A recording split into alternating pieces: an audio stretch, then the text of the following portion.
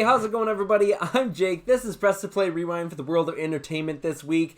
I am very excited to talk about the things we've got to talk about today, but I wouldn't want to do it, of course, without my pal Forrest over here. Forrest, how you doing? Welcome back to the show. Thanks for having me. I'm back in the house. We are good to go for another week of Entertainment Rewind this week. I'm so excited. Yeah, we got lots of fun comic booky stuff to talk about again this week, but it's really interesting stuff. So let's just get right into it. And I do want to preface this.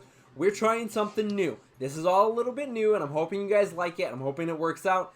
But forgive me if there's any crazy technical difficulties, because it's new. But with all of that said, let's jump into our first story. And we have got to talk a little bit of MCU, a little bit of Thor, and a little bit of Jane Foster. We're going to talk about some Lady Thor news that came out this week. So, last year after Endgame, everyone's wondering what's happening, what's coming. Last year at Comic-Con, we got word that Thor Love and Thunder was coming out. Taika Waititi was returning to direct Thor Love and Thunder for the MCU, which has me terribly excited because Thor Ragnarok was one of my favorite films in the MCU. Thor is one of my favorite characters in the MCU, and Taika is one of my favorite directors of all time, right? So, what happened? They're on stage. Taika is up there. He's introducing the cast, and Chris Hemsworth is back, and Tessa Thompson is back. But the big surprise is when Natalie Portman walked on stage, because a lot of us thought she was just kind of done with the MCU, right? It was very shocking to see her there. I know she came back for Endgame for a little bit, but she was reprising her role as Jane Foster, and Taika got down on one knee and gave her Mjolnir.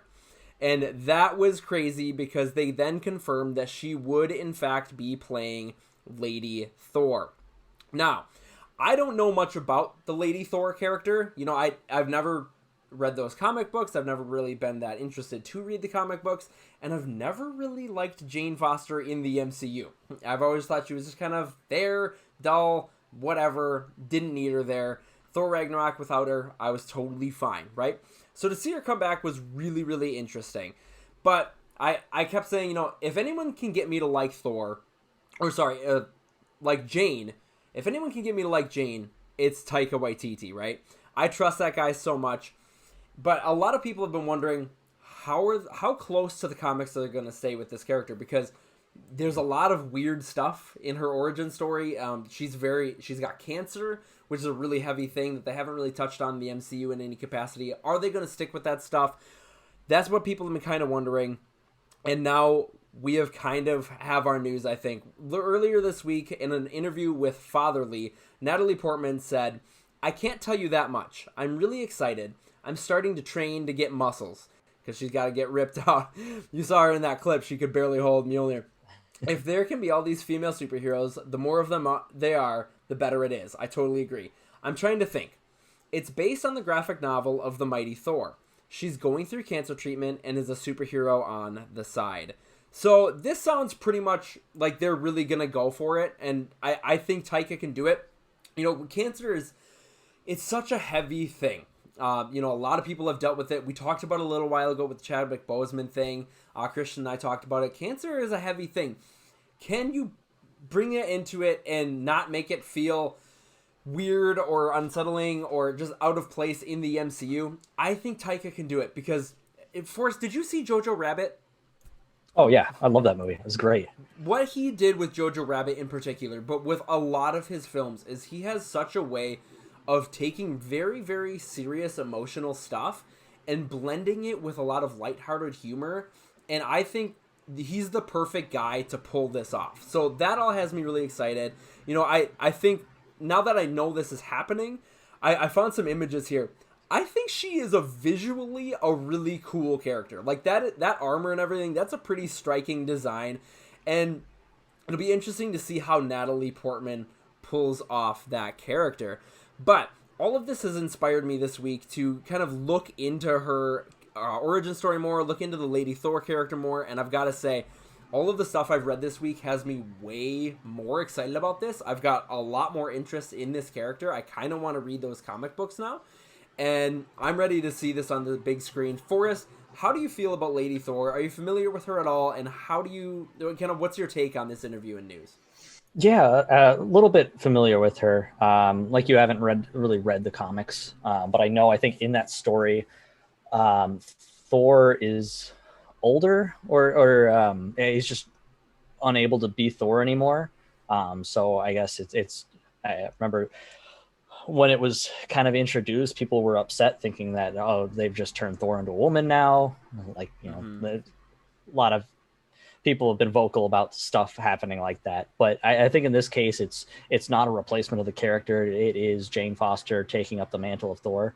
Um, so I love Natalie Portman. I've loved her in Star Wars, Absolutely. um, some other movies too. But I, what they did with her in the first movie, she was cool, and then like in the second one, it was kind of like, and nobody cared. And then she was done with it, even in the third movie. Mm-hmm. But I think that she saw the opportunity, and Taika pitched it well to her and to bring her back. So I'm excited to see her play Jane again, but as Lady Thor.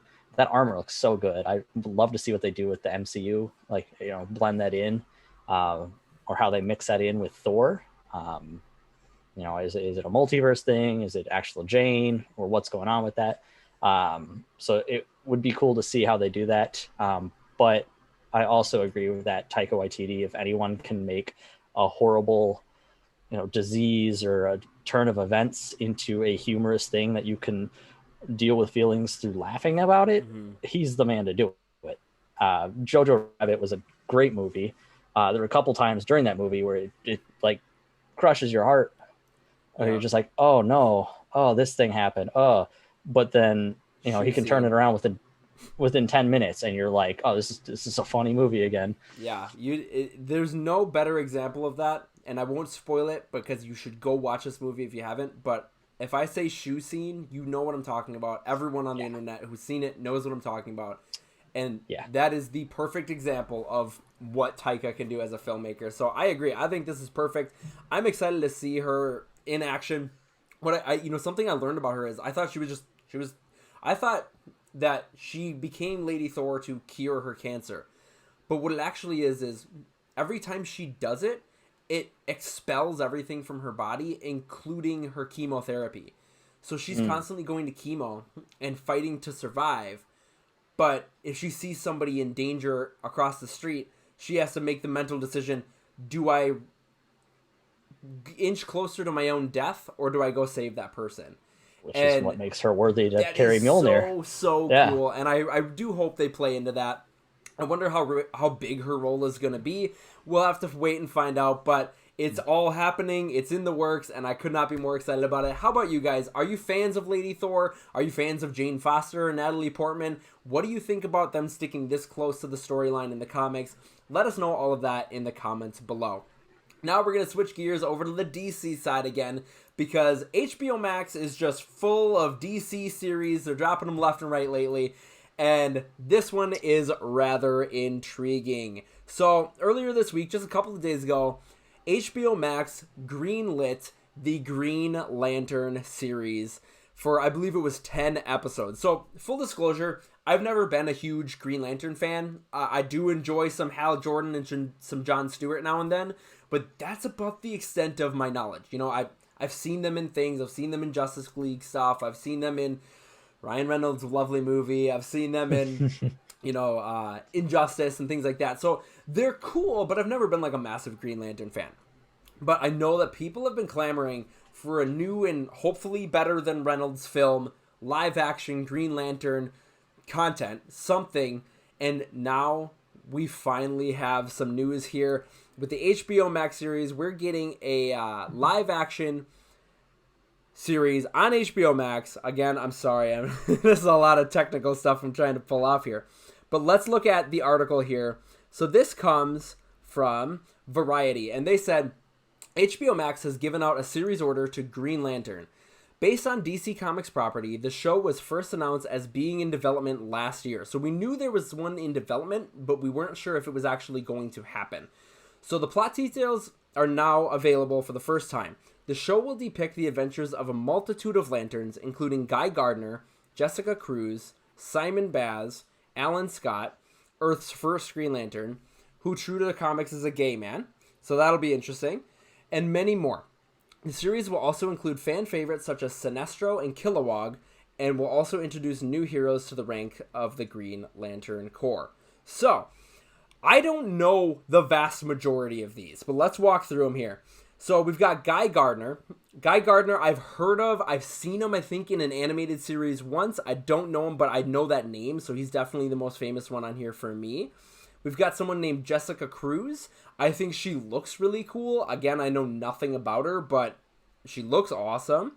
We've got Simon Baz. Again, no clue, but I love his costume. He's got that sort of like almost wrestler luchador kind of look, and I think that's really cool. Alan Scott is this ridiculous costume, but he apparently is the first ever Green Lantern, which I was totally unaware of. So it's interesting. Maybe we're getting a lot of different timelines here, or maybe he's just going to be really old. We've got the wonderful villain Sinestro. I do know Sinestro. He's super cool.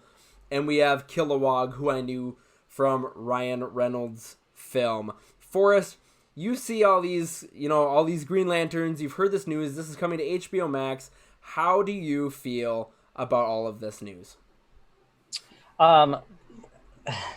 It's super cool to see that more streaming services are getting into some of these less popular characters. I know Green Lantern is a big character, but you don't know the whole Green Lantern Corps. Yeah.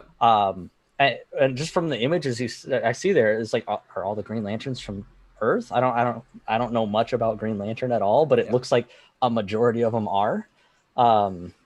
So it'll be really cool to see how it plays out, and it could, lead to something. All the other Lantern Corps, because that's what I think is the most interesting to me, is that there's the Green Lanterns, and then the yellow and red and black, and I'm probably gonna get roasted in the comments here, but I don't know much about them. But I like that it's like so many different people or alien species grouping up, and I don't know what the correlations between the different corps are, but this is a great time to learn about it. Mm-hmm. So it's cool to see. There's not John Stewart or Hal Jordan in there. No, and I think those are the biggest ones. Yeah, those are the ones I know from the the cartoon series, which watching Justice League, I loved it, and Green Lantern was cool, and his powers are pretty neat. But seeing it as a team, I'm in. I'll be in for that. Yeah, no, I think it looks awesome, and I think it's really interesting that it's not going for Hal Jordan. I thought they'd go for Hal Jordan. Maybe they'd shy away from it because of the Reynolds thing, and they'd go for John Stewart. We've seen rumors and casting rumors and hopes for John Stewart forever. So to see something actually happening and not doing either of those big two, I think is really interesting. But I also wonder if maybe that means that they do have plans for John Stewart or Hal Jordan in the actual DCEU. Mm-hmm. I could see that, where they're like, okay, you guys take this series, blow it up on HBO Max. That's cool. I'm curious, though, for us, how would you feel about this? If they pull John Stewart, for instance, into the DCEU, and they connect this show to the DCEU. We don't know if they're going to or not, but we've seen, they're doing it with Batman. They've got the Gotham series coming, which obviously is in DCEU, but that's directly connected. And we've just gotten word of the Peacemaker series, which is obviously connected to the DCEU. Do you think this could be sort of a precursor for a DCEU Green Lantern film? Yeah, I definitely think so. I guess depending on the timeline and how they work it into the DCEU, I definitely could see this. They're starting to connect dots more and more, and they're starting to kind of get in the groove of things, catching up to Marvel, because they've been kind of winding down. We haven't had a movie in forever. So it's their time to start announcing stuff and showing trailers and connecting it. So I don't know, maybe in the series somebody retires, somebody dies, something like that, and the ring gets passed off to somebody who goes, I have to help these people before I join the Corps with you guys, or I don't want to join you. I'll take these powers and do my own thing and help the Batman, Superman. There's endless possibilities where this could go. Yeah, I don't know. I think it's really exciting. I wish I knew more about the Green Lantern stuff. Like, I know Green Lanterns are hope, and Yellow Lanterns are fear, and Red Lanterns are anger or rage or something like that. But beyond that, I've got very minimal knowledge. But hopefully we get to see all of that cool stuff, and we get to learn it in the world in with all of these characters. How about you guys? Are you bigger Green Lantern fans than Forrest and I are? Are you stoked about this? Would you have wanted to see Hal Jordan or Jon Stewart? Or are you like the biggest Simon Baz fan in the world? Let us know all of that in the comments below. Now, for our last story tonight, we have a doozy. This is a doozy, which I believe is the exact terminology I said last week when we talked about Jamie Foxx returning as Electro, reprising his role as Electro in the MCU's Spider-Man 3, and what all of that could mean. And for us, we both agreed that there is a strong chance that this could mean that they're pushing towards something related to a Spider-Verse. And I said that I think that Doctor Strange Multiverse of Madness is going to be integral to this, and it could be way more important to the MCU overall than anyone originally thought. Well, I forgot to change the little title card there. That's what we're talking about. Anyways, all of that, just lo and behold, take a look at this article here. From The Hollywood Reporter, Benedict Cumberbatch is being put into the mentor role that was previously occupied by Robert Downey Jr.'s Tony Stark and Sam Jackson's Nick Fury. The good and the strange doctor has been caught in the spider's web. Benedict Cumberbatch is putting on the cloak of levitation and will reprise Marvel supernatural hero Doctor Strange for the latest Spider-Man movie installment, starring Tom Holland and being made by Marvel Studios and Sony Pictures. So, on surface level, awesome. I like watching Peter learn from the established heroes. You know, we've seen Strange and Spidey interact before, like in Infinity War here that you're seeing. It's always really cool. You know, they had those sort of, I like their banter back and forth with the whole, oh, we're using our made up names and stuff like that. I think that's all really, really fun. I love Doctor Strange. I think he's super cool. And it'll be fun to see, you know, Spidey be interacting with more mystical, magical things, right? So surface level, I think all of this is really neat. But, holy hell. Are you kidding me? Yeah. Right after all of the speculation starts coming up with Electro and the Morbius stuff and we just started speculating all of this, and all of a sudden Strange is showing up in Spider-Man 3. I get ahead of myself a lot, but right now I think this damn near seals the deal for me. I think this is happening. I think we're going to be getting some type of Spider-Verse. Whether we get Tobey and Andrew Garfield back, I don't know, but I definitely think this is legit. I do think that's the Electro from Amazing Spider-Man, and I do think it's directly connected to Multiverse of Madness. Forrest, am I overreacting? Is this all just a coincidence? And how do you feel about Doctor Strange coming to Spider-Man 3? Yeah, I don't think you're overreacting. This is definitely, we talked about this. The Hollywood Reporter is one of our approved lists. Yeah. So this is, it's official in there that they're reporting it. I'm excited, but also wary, like with most things. What concerns me the most is the mentor role thing. He's taking over the mentor role, which, I mean, the Spider-Man movies have been very heavily Iron Man Stark focused. Mm-hmm. Like, you know, he's trying to meet his expectations, improve, and be him but better. And then when he lost him, you know, he's still his thing is all of the villains so far have been based on, well, Tony made him mad. Now Spider-Man has to clean up this mess. Yeah. So I'm worried about Doctor Strange coming in and being a mentor. Now Spider-Man can't be his own character. He's always trying to have to learn from these greater characters rather than become the Spider-Man that he has to learn these lessons himself, which he is learning lessons, but he doesn't need the hand holding. So I'm hoping that Doctor Strange will come in and I guess just make it a multiverse Spider-Verse kind of thing. Maybe guide him a little bit, but not be a huge part of the movie, because then it feels more like a Doctor Strange movie over Spider-Man. Yeah. And so I'm wondering where this Phase 4 is going, if it's going for a Spider-Verse direction or if it's going for a multiverse direction. And Spider-Man just happens to be the starting off point where they go, oh, there's all these Spider-Men and all these villains that have come around that we're facing. And in later movies like Thor, Love and Thunder, Black Panther 2 maybe, in the Doctor Strange movie itself, they go, oh, this is bigger than we thought. and now there's all these different multiverses going on there too. So just let my boy Spider-Man be Spider-Man and stop making him, the kid everyone's babysitting.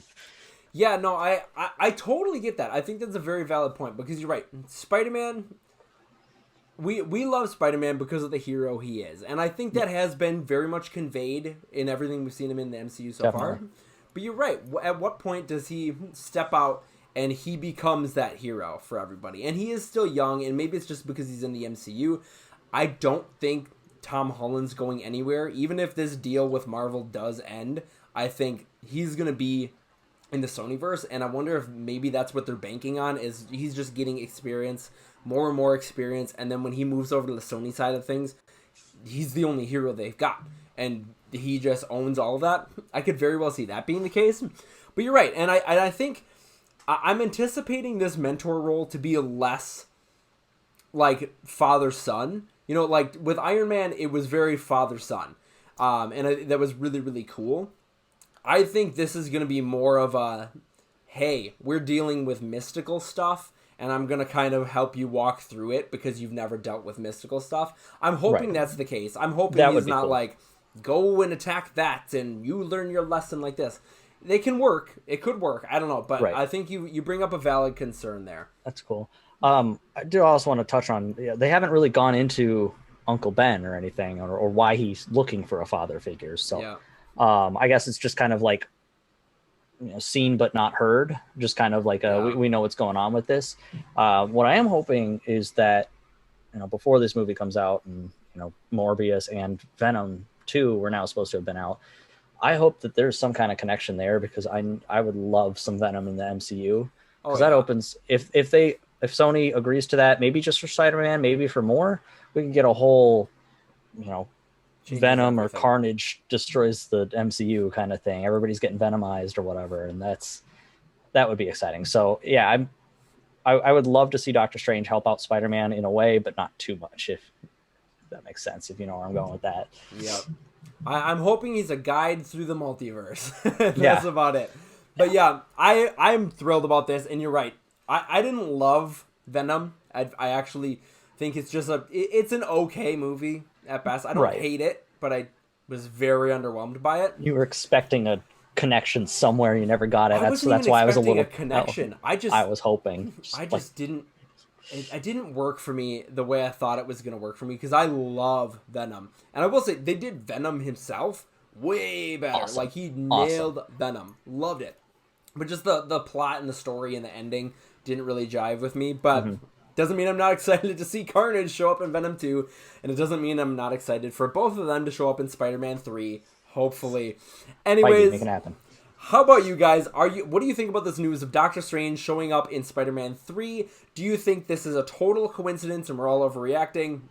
Or do you think that we are absolutely 100% getting some kind of multiverse, Spider-Verse type craziness going on in the MCU?